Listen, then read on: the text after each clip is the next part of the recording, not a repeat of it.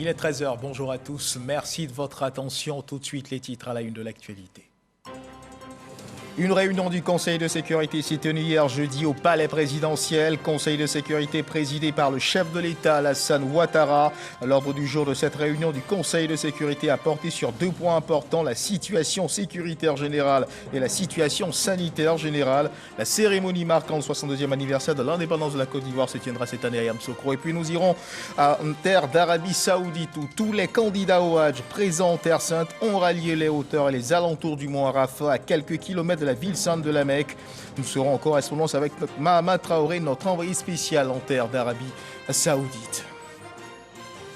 L'ancien Premier ministre japonais Shinzo Abe est décédé ce vendredi après avoir été blessé par balle lors d'un événement politique dans la région de Nara, dans l'ouest du pays. L'ambassadeur américain au Japon s'est dit triste et choqué par l'attaque contre Shinzo Abe.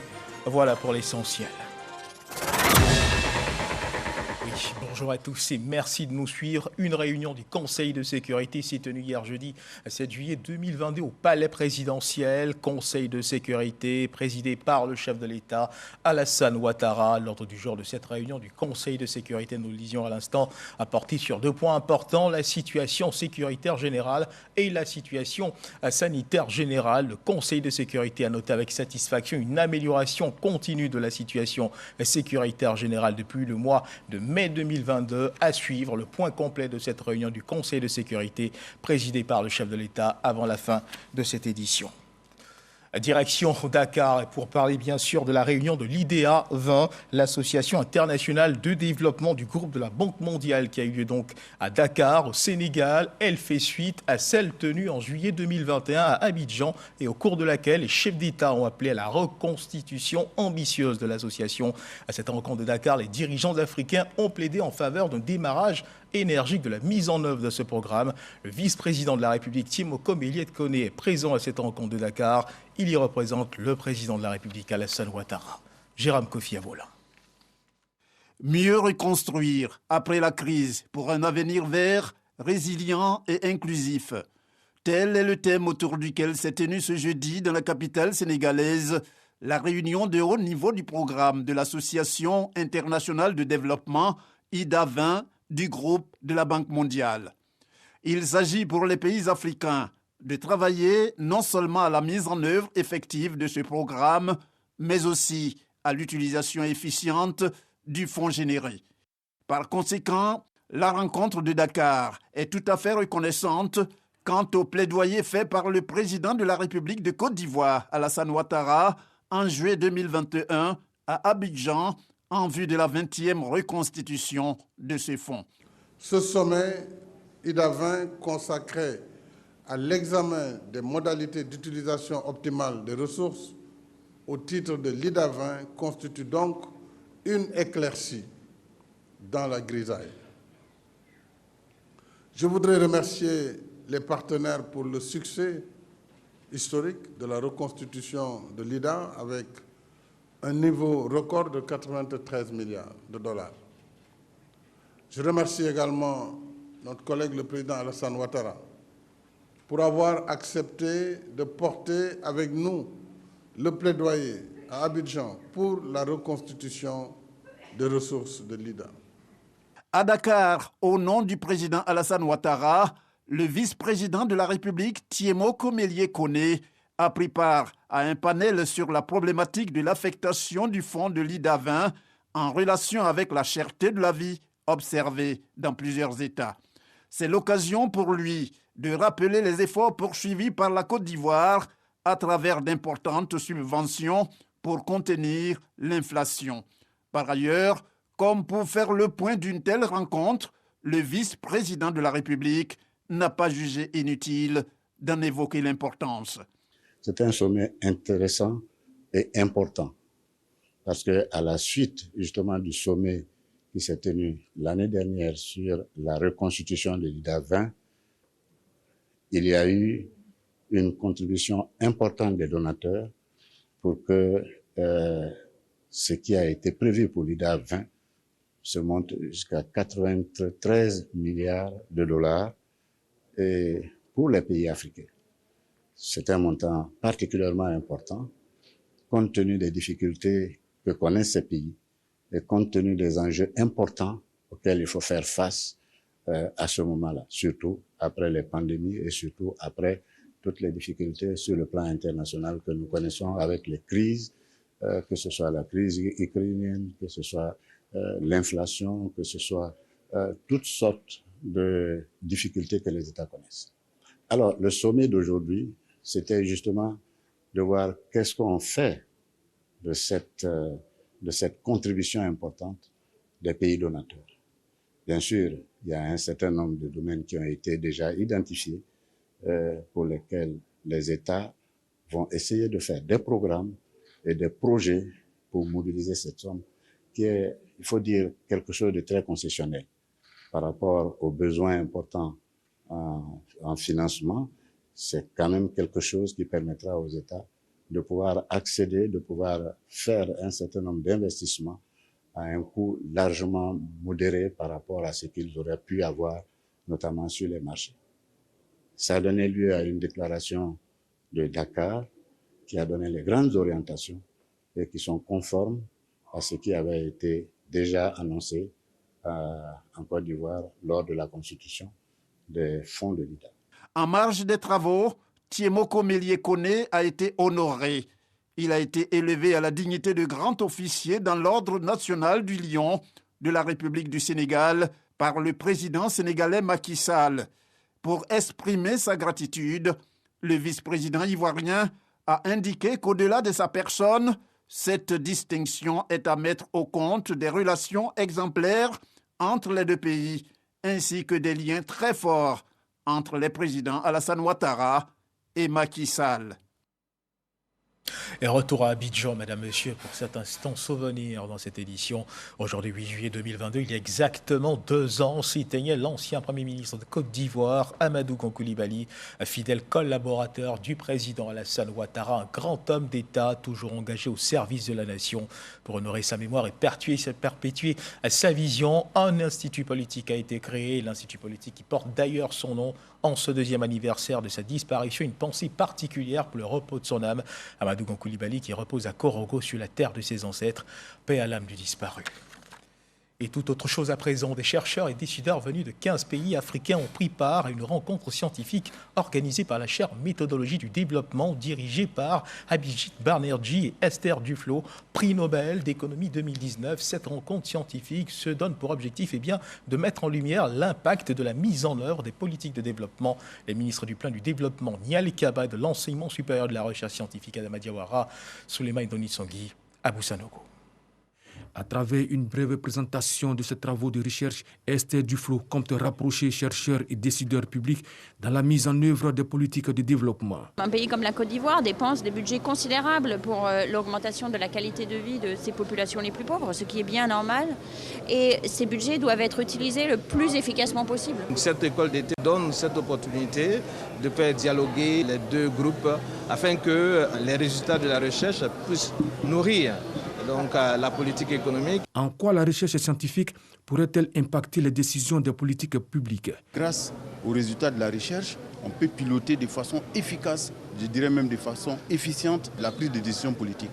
Vous avez vu par exemple tout ce qui a été dit sur l'école, ça nous amène à nous questionner sur certaines prises de décisions au niveau de l'orientation stratégique de nos systèmes éducatifs. La recherche permet d'apporter des solutions à un certain nombre de questions que nous nous posons afin d'orienter de façon correcte nos prises de décisions politiques. Le ministère du Plan et du Développement a entrepris le renforcement du système de suivi et évaluation à travers l'élaboration de la politique nationale d'évaluation des politiques publiques en vue d'assurer le pilotage optimal des politiques et améliorer la redevabilité. L'impact de l'évaluation des politiques publiques n'est plus à démontrer, d'où la nécessité d'adopter des politiques nationales de l'évaluation. Cela permet de doter les institutions, notamment le gouvernement et le Parlement, des outils nécessaires à une prise de décision fondée sur les faits et des preuves.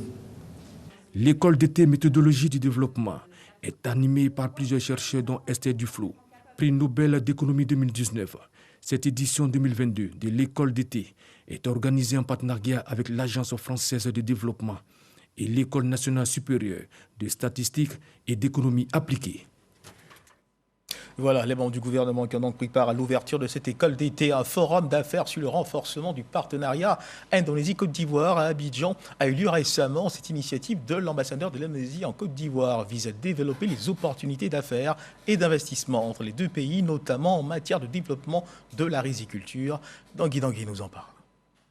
Le développement de la riziculture, avec à la clé la réalisation de l'objectif de l'autosuffisance alimentaire en riz, peut venir du développement du partenariat bilatéral Côte d'Ivoire-Indonésie. En témoignent les offres d'opportunités d'investissement et d'affaires présentées lors du Forum d'affaires 2022 que ce pays de l'Asie du Sud-Est a organisé à Abidjan. Pour arriver à cette souveraineté alimentaire, il faut nous-mêmes que l'on arrive à rendre nos chaînes de valeur attractives, principalement à nos banques, parce que si nous importons, c'est que les banques financent nos importations.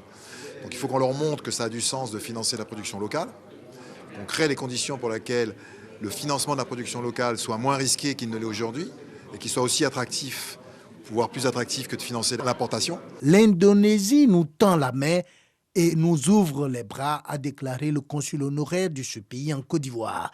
Le secteur privé ivoirien veut miser sur le renforcement de son partenariat avec ses homologues de l'Indonésie pour contribuer à accélérer le développement de la riziculture en Côte d'Ivoire. Je pense que des expériences comme celle d'Indonésie peuvent inspirer nos autorités.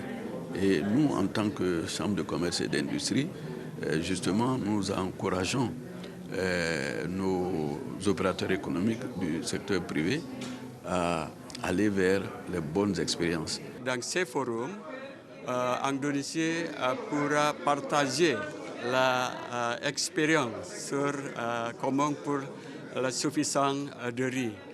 En fait, l'important, c'est la mécanisation agricole. Selon l'ambassadeur de l'Indonésie en Côte d'Ivoire, les relations bilatérales des 5 dernières années, de 2017 à 2021, ont augmenté en moyenne de 16% par an. En 2021, les échanges bilatéraux entre les deux pays se sont élevés à environ 200 milliards de francs CFA. L'accès à un emploi productif décent et durable pour chaque Ivoirien est au cœur des priorités du gouvernement. L'État de Côte d'Ivoire envisage surtout de solutionner durablement la problématique de l'insertion. C'est dans cette optique qu'ont été élaborés 2 répertoires. Le premier est un recueil des mesures incitatives à la création au maintien de l'emploi. L'autre porte sur les dispositifs d'insertion en Côte d'Ivoire. Ces 2 instruments de promotion de l'emploi ont été officiellement présentés. Patricia Oumou et Tia nous en parle. Le directeur général de l'emploi a fait savoir que le répertoire des mesures incitatives à la création et au maintien des emplois contient une vingtaine de mesures d'ordre réglementaire, fiscal et administratif. L'objectif est de booster la création d'emplois pour les jeunes, les femmes et les personnes en situation de handicap. Quant au répertoire des dispositifs d'insertion, il comprend une trentaine de programmes et guichets d'insertion portés par les principales structures d'insertion. 2 répertoires font l'objet de lancement ce matin. Le répertoire des mesures incitatives à la création et au maintien des emplois. Ce guide contient une vingtaine de mesures d'ordre réglementaire, fiscal et administratif pour booster la création d'emplois pour les jeunes, les femmes, les personnes en situation de handicap. Le représentant du ministre de l'Emploi et de la Protection sociale, Ebenezer Ago, a invité les jeunes, les femmes, les personnes en situation de handicap et les entreprises à s'approprier les répertoires en vue de tirer le plus grand profit des mesures incitatives. Les différentes enquêtes emploi indiquent que les demandeurs d'emploi ont très peu recours aux structures d'insertion et aux dispositifs existants.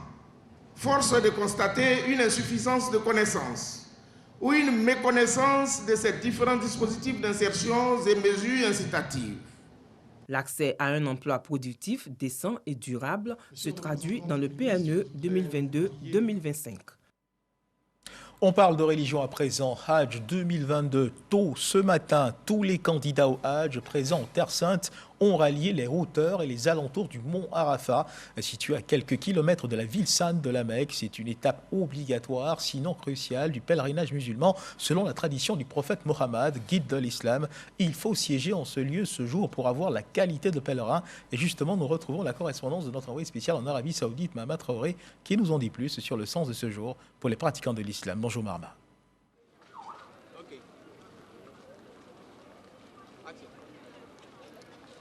Oui, bonjour Herman. C'est un grand jour pour la communauté musulmane puisque ce jour commémore le jour de la station du mont Arafat. Le mont Arafat, c'est cette montagne que vous voyez juste à une centaine de mètres de moi, juste derrière moi. C'est là où affluent tous les musulmans venus accomplir le 5e pilier de l'islam, qui est le pèlerinage, appelé communément dans la langue arabe le Hajj. Et pour évoquer l'importance de ce jour pour la communauté musulmane, nous allons échanger avec notre imam Yahya Traoré. Imam, dites-nous, le jour de la station du mont Arafat, quelle importance pour le croyant musulman? Arafat, c'est un jour important qui est décrété par Allah subhanahu wa ta'ala comme le jour le plus important de l'année. Cela parce que Arafat, comme le nom le dit, c'est un lieu de rencontre entre notre père Adam et notre mère Hawa. Et lorsqu'ils sont descendus sur la terre, c'est ici qu'ils se sont rencontrés, d'où le nom Arafat est sorti. Et donc à partir de cet instant, c'est ici également qu'ils ont demandé la miséricorde de Dieu après le péché, après l'erreur qu'ils ont commis, et Allah a accepté le pardon d'Adam ici. Et donc tous les musulmans du monde se retrouvent ici, et pour demander ensemble pardon à Allah. Et ce pardon qui est demandé est en prélude du pardon qu'a demandé notre père Adam et notre mère Hawa. Et donc ce pardon est demandé pour chaque musulman, personnellement, qui sont arrivés ici, et pour tous les autres aussi musulmans qui sont partout dans le monde entier. Donc c'est une miséricorde humanitaire et sur toute la planète de terre. Et le messager Mohammed sallallahu alayhi wa sallam nous dit même, pour ceux qui ne sont pas arrivés ici, bénéficient de cette miséricorde lorsqu'ils jeûnent le jour de Arafat. Et donc, un jeûne du jour de Arafat expie 2 années de péché passées et l'année en cours. C'est pourquoi il est très important ici de faire des prières pour notre pays, pour nos frères et sœurs, pour l'Afrique, pour le monde entier, pour toute l'humanité, parce que c'est un lieu d'expiation de péché, un lieu de miséricorde, un lieu où Allah subhanahu wa ta'ala lui-même est présent. C'est un jour extraordinaire, un jour commémorable que nous vivons ici aujourd'hui à la station de Arafat. Merci Imam pour toutes ces précisions. Je rappelle que cette année, les autorités saoudiennes ont autorisé 1 million de pèlerins à travers le monde à pouvoir participer au pèlerinage musulman. 1 million de pèlerins, dont 150 000 résidents sur le territoire saoudien et les 850 000 autres venus des 4 coins du monde entier. Merci à vous, Mahama Traoré. Mahama Traoré et Aziz Ghaniou, nos envoyés spéciaux en terre d'Arabie Saoudite, que nous retrouverons assurément pour d'autres points concernant les étapes marquant justement ce pèlerinage en terre sainte d'Arabie Saoudite. Retour en Côte d'Ivoire, direction la ville de Bouaké pour prendre le pouls de la préparation de la fête de la Tabaski. La communauté musulmane se prépare à commémorer l'acte de dévotion d'Abraham à Dieu, mais à quel prix? S'offrir un mouton de sacrifice. Une chose semble cependant certaine, on ne se bouscule pas dans les parcs à bétail de la ville. Constat de notre reporter, Kwadio Kwame. Bouaké Sakabo, marché de moutons. À quelques heures de la Tabaski, vendeurs et acheteurs se comprennent, bien qu'on parle de situations économiquement difficiles. Les responsables de la filière bétail rassurent sur la disponibilité du bétail. Aujourd'hui, on se trouve aux 4 000 à 50 000 de têtes de bétail. Vraiment, le marché est suffisamment ravitaillé. Le prix des moutons varie entre 100 000 et 350 000 francs CFA. Des prix qui, selon les vendeurs, dépendent des attributs du bélier. Âge, couleur de la robe, race, cornes, etc. Chacun peut avoir ce qu'il a, quoi. Il y a 100 000, il y a 150 000, il y a 200 000, il y a 250 000, il y a jusqu'à 300. Nous, on a regardé le mouton depuis ça fait 2 ans maintenant. La personne qui vient, quand il n'a qu'à diminuer, on peut laisser ça à 400 000 francs comme ça. Et puis c'est un gros mouton aussi, c'est un tout blanc. Dans ce principal marché d'ovins de la ville, les moutons doivent rester debout pour être vendus. Les acheteurs se font cependant rares à cause du prix excessif des bêtes. Je suis en train de tourner un peu. Si je peux avoir moins cher encore, plus que ça. Sinon, vraiment, au début, là, c'est cher. Je veux prendre les 2 à 200. Donc, lui me dit vraiment d'ajouter 20 000 francs dessus. Dans différents quartiers de la ville, une véritable économie de la Tabaski se met en place. De nombreuses personnes s'improvisent en vendeurs de moutons. Il y a plusieurs personnes qui n'ont pas les moyens de déplacement aussi. Pour arriver à Sakabo là-bas, pour aller acheter des moutons, ils viennent nous voir pour nous donner de l'argent, d'essayer de les aider à avoir des moutons. Les lieux de vente de moutons sont aussi des espaces d'affaires. On y trouve les vendeurs d'herbes, de cordes, des transporteurs et même des revendeurs de moutons. Spiritualité et business font bon ménage. Non, on s'en va couper les herbes pour venir à Sakabo, pour venir vendre. Bon, par jour, souvent, je peux vendre 20 000, souvent 25 000. Je vends des cordes à cette période. Quand ça marche, on gagne 30 000 francs et 5 000 francs quand ça ne marche pas. Je suis venu ici pour venir transporter les moutons à l'électricité. Souvent, si on prend 20 moutons, on peut nous donner 15 000. Si on prend 10 moutons, 5 000, c'est bon. La fête de l'Aïd el-Kébir, communément appelée Tabaski, est l'une des importantes célébrations religieuses de la communauté musulmane avec le sacrifice du mouton pour perpétuer l'acte de dévotion d'Abraham à Dieu. Et en attendant que chacun puisse trouver un mouton qui correspond à sa bourse, regardons ensemble à la célébration des mamans dans le département de Bangolo, les échos de cette célébration. Cette année, la direction de l'Union démocratique citoyenne, l'UDC, s'est rendue dans le pays profond, précisément dans la localité de Bewezi-Biao, située dans le département de Bangolo. Les mamans de Bewezi-Biao ont été honorées. Reportage de FW. Aujourd'hui, c'est jour de fête à Bewezi-Biao, localité du département de Bangolo, région du Guémon. Les mamans sont à l'honneur. Elles reçoivent des présents composés entre autres de kits alimentaires. Une première du genre. Elles expriment leur joie. C'est la mère qui nous porte. C'est la mère qui porte l'enfant pendant 9 mois. Si aujourd'hui il y a nos fêtes, je suis très émue. C'est la première fois chez nous à Bangolo, ça se passe dans un village. L'initiative est parrainée par Kandia Kamara, ministre d'État, ministre des Affaires étrangères, de l'intégration africaine et de la diaspora. Elle est à l'actif des femmes de l'Union démocratique et citoyenne, UDFC. On est venu jusqu'à Bewezi-Biao pour célébrer les mamans, parce que d'habitude on le faisait au siège du parti, on le faisait à Abidjan. Mais cette année, nous avons cru bon de nous rapprocher de nos parents dans le pays profond, de venir vers elles, de leur montrer qu'on les aime, de leur montrer que nous sommes avec elles, de leur envoyer de la joie, de leur envoyer du bonheur. Et pour que ce bonheur soit complet, les femmes de Bewezi-Biao veulent des fonds pour le financement de leur activité génératrice de revenus. Avoir été célébré. Dans l'actualité internationale, au Japon, l'ancien Premier ministre Shinzo Abe est décédé ce vendredi 8 juillet après avoir été blessé par balle lors d'un événement politique qui se tenait dans la région de Nara, dans l'ouest du pays. Shinzo Abe était le Premier ministre japonais à être resté le plus longtemps au pouvoir. Il a été en poste en 2006 pour 1 an, puis de nouveau de 2012 à 2020. L'ambassadeur américain au Japon, Rahm Emanuel, s'est dit ce vendredi triste et choqué par l'attaque contre Shinzo Abe. À présent, regardons ensemble l'évolution de la Covid-19 en Côte d'Ivoire.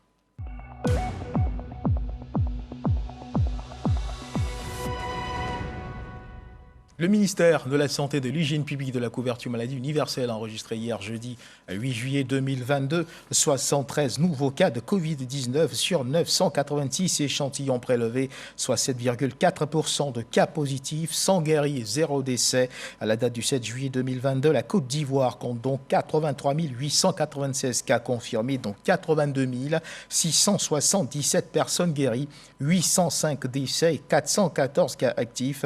Le nombre total d'échantillons est de 1 557 202. Le 6 juillet 2022, 6 801 doses de vaccins ont été administrées, soit un total de 14 911 071 doses du 1er mars 2021 au 6 juillet 2022. Nous le disions à l'entame de cette édition, une réunion du Conseil de sécurité s'est tenue hier jeudi au Palais présidentiel. Conseil de sécurité présidé par le chef de l'État, Alassane Ouattara. L'ordre du jour de cette réunion du Conseil de sécurité a été marqué par 2 points importants. Je vous invite à suivre le point des résolutions issues de ce Conseil présenté par Fidel Sarasoro, directeur de cabinet du chef de l'État. Communiqué du Conseil national de sécurité. Le président de la République, son Excellence M. Alassane Ouattara, a présidé ce jeudi 7 juillet 2022 au Palais de la Présidence de la République une réunion du Conseil national de sécurité. L'ordre du jour de la réunion a porté sur 2 points. la situation sécuritaire générale et la situation sanitaire générale. Au titre de la situation sécuritaire générale, à la suite de la présentation du ministre de l'Intérieur et de la Sécurité, le Conseil national de sécurité a noté avec satisfaction une amélioration continue de la situation sécuritaire générale depuis le mois de mai 2022. Cette amélioration, qui se traduit par la baisse significative des incidents enregistrés dans divers domaines, est due aux multiples opérations de sécurisation menées par l'ensemble des forces de défense et de sécurité sur toute l'étendue du territoire national. À ce titre, le président de la République a vivement félicité les ministres en charge de la Défense et de la Sécurité, ainsi que les grands commandements et l'ensemble des forces pour les résultats satisfaisants obtenus. Il les a par ailleurs encouragés à maintenir cette dynamique. Le Conseil national de sécurité a toutefois déploré le bilan tragique des pluies diluviennes qui se sont abattues sur notre pays durant le mois de juin dernier. Ainsi, l'on a enregistré 19 décès, 5 blessés, 151 personnes mises en sécurité et 13 évacuées, ainsi que des inondations et de nombreux dégâts matériels dans plusieurs quartiers du Grand Abidjan. Face à ce triste bilan, le président de la République a réitéré sa compassion à toutes les victimes et leurs familles. Il a félicité le Premier ministre, chef du gouvernement, ainsi que l'ensemble des acteurs impliqués pour l'assistance et le soutien apportés aux personnes sinistrées. Par ailleurs, le chef de l'État, après avoir relevé que la Côte d'Ivoire, à l'instar de plusieurs pays dans le monde, est sujette aux conséquences néfastes des changements climatiques, a vivement exhorté les populations à libérer les zones à risque. Dans ce contexte, le chef de l'État a instruit le ministre en charge de la sécurité à l'effet de renforcer le système d'alerte précoce en vue de prépositionner les secours aux alentours des zones à risque. Enfin, le Conseil national de sécurité, sur proposition du ministre d'État, ministre de la Défense, a marqué son accord pour l'organisation le dimanche 7 août prochain à Yamoussoukro de la cérémonie officielle du 62e anniversaire de l'indépendance de notre pays. Cette cérémonie comprendra, outre les honneurs au chef de l'État, une grande parade militaire et un défilé civil. Aussi, les festivités de cette année, qui verront la participation du Libéria en qualité d'invité d'honneur, auront pour thème lien, forces de défense et de sécurité, population, socle de la résilience nationale face aux nouveaux défis sécuritaires. Le Conseil national de sécurité invite donc toutes les populations à prendre part à ce grand moment de fierté pour notre nation. Au titre de la situation sanitaire générale, 3 points ont été abordés. L'évolution de la maladie à coronavirus 2019 en Côte d'Ivoire, la situation de la dengue en Côte d'Ivoire et de la fièvre de Lassa en Guinée, et la situation de la variole du singe ou monkeypox. Concernant la maladie à coronavirus 2019 en Côte d'Ivoire, le ministre de la Santé, de l'Hygiène publique et de la couverture maladie universelle a fait un point de situation. Ainsi, à la date du mercredi 6 juillet 2022, la Côte d'Ivoire dénombrait 83 823 cas confirmés de COVID-19, dont 82 577 guéris, 805 décès et 441 cas actifs. Les résultats enregistrés au cours du mois de juin 2022 ont montré une augmentation constante du nombre de cas positifs et du taux de positivité. Ainsi, l'on a enregistré 414 cas positifs la dernière semaine du mois de juin, contre 112 la première semaine du même mois. De même, le taux de positivité est passé de 2,4% début juin à 8,8% fin juin. Toutefois, le taux de létalité demeure en dessous de 1%.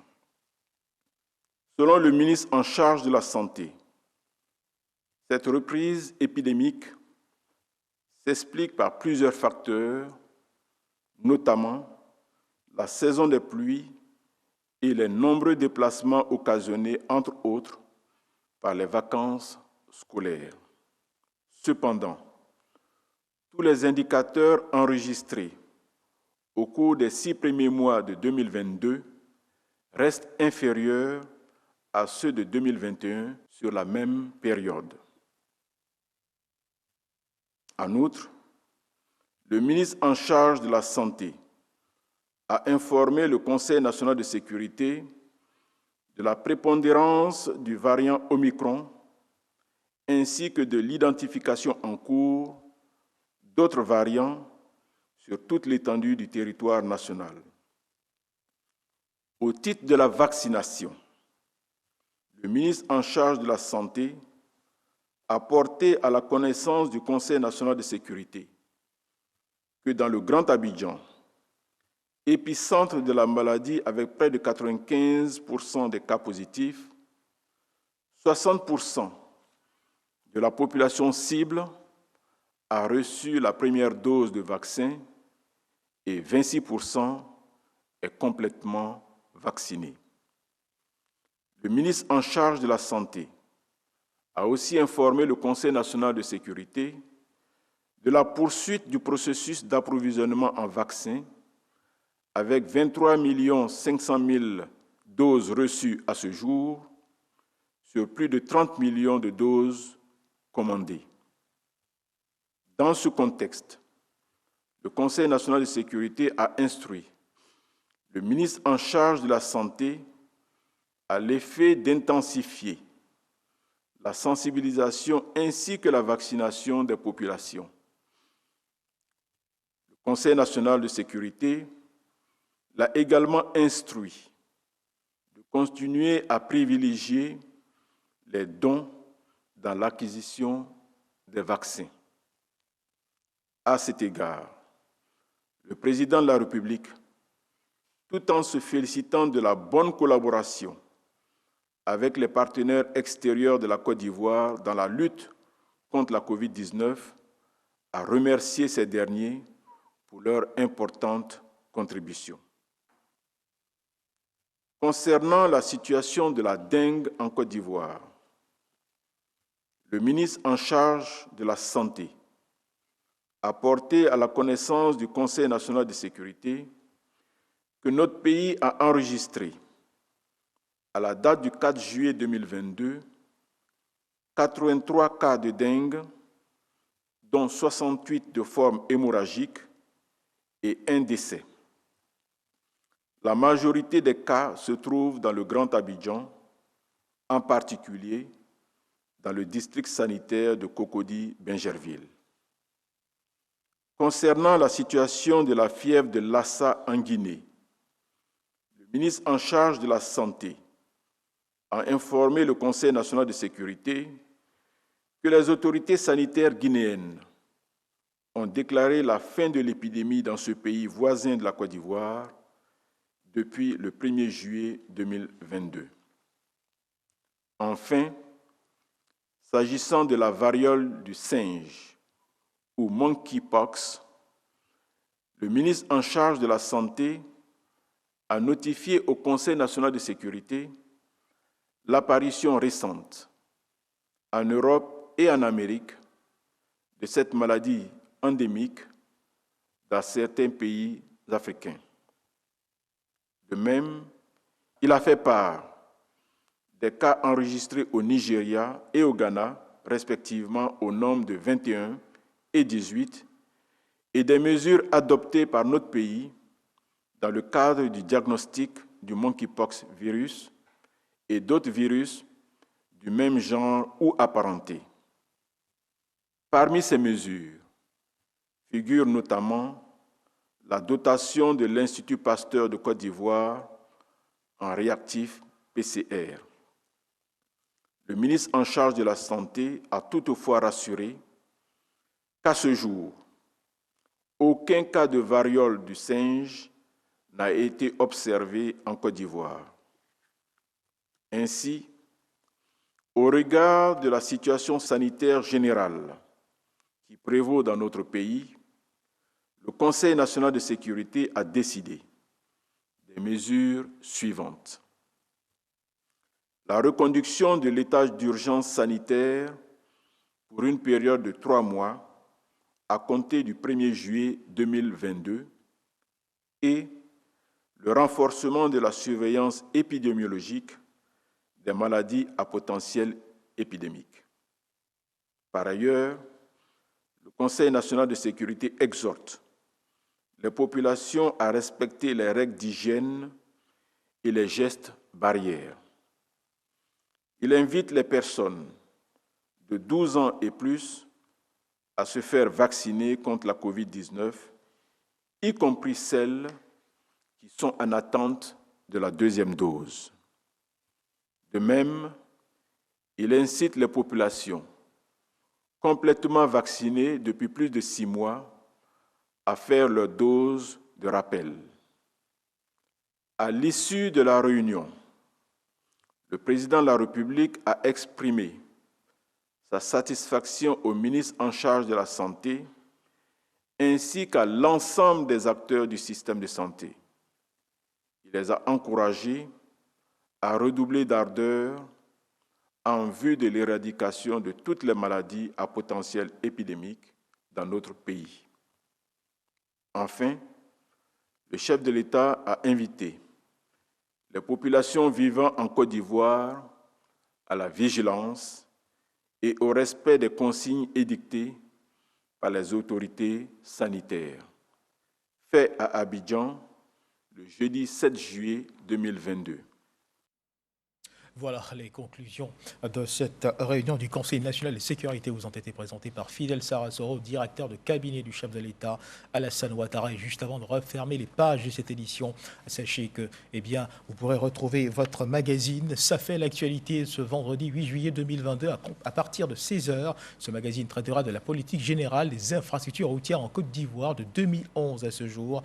Invité de ce magazine, Amédée Kofi Kwaku, ministre de l'équipement et de l'entretien routier, dans une présentation de Victoria Angoua. Voilà qui marque donc la fin de cette édition. Merci de nous avoir suivis.